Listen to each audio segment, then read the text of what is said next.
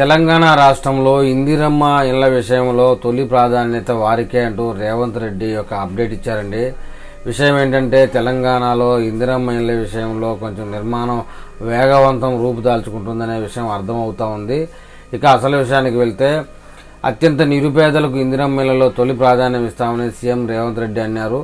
శుక్రవారం ఆయన ఇందిరమ్మ ఇళ్లపై సమీక్ష నిర్వహించారండి. ఈ సందర్భంగా సీఎం మాట్లాడుతూ దివ్యాంగులు, వ్యవసాయ కూలీలు, సాగు భూమి లేనివారు, పారిశుద్ధ్య కార్మికులకు పెద్దపీట వేస్తామన్నారు.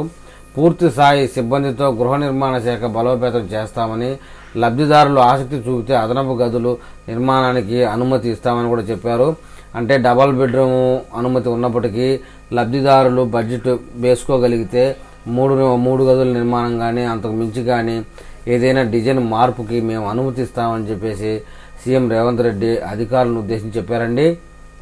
ఇకపోతే ఇళ్ల విషయంలో గ్రామ కార్యదర్శితో పాటు మండల స్థాయి అధికారులను కూడా బాధ్యతలను చేయడంతో పాటు అవసరమైన సాంకేతికతను వినియోగించుకోవాలని, ఇందిరమ్మ ఇళ్ల మొబైల్ యాప్లో ఎటువంటి లోటుపాట్లు లేకుండా చూడాలని, ఏ దశలోనూ లబ్ధిదారులకు ఇబ్బంది కలగవద్దని చెప్పారట. అయితే మొత్తం మీద తొలి దశలో అయితే సొంత స్థలం ఉన్న వారికి ఇళ్లు ఇస్తామని తేల్చి చెప్పేశారండి.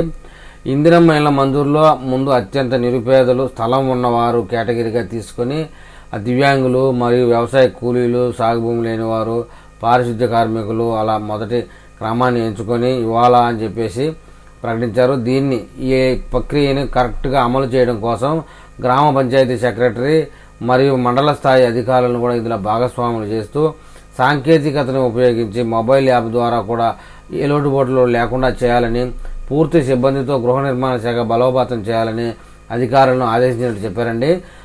లబ్ధిదారులు ఆసక్తి చూపితే 2 బెడ్రూమ్లు కాదు 3 బెడ్రూమ్లుగానైనా నిర్మాణానికి అనుమతి ఇవ్వాలని పేర్కొన్నారట. మరి ఈ విషయంలో తెలంగాణ ప్రజలు ఏమని కామెంట్ చేస్తారో చూద్దాం.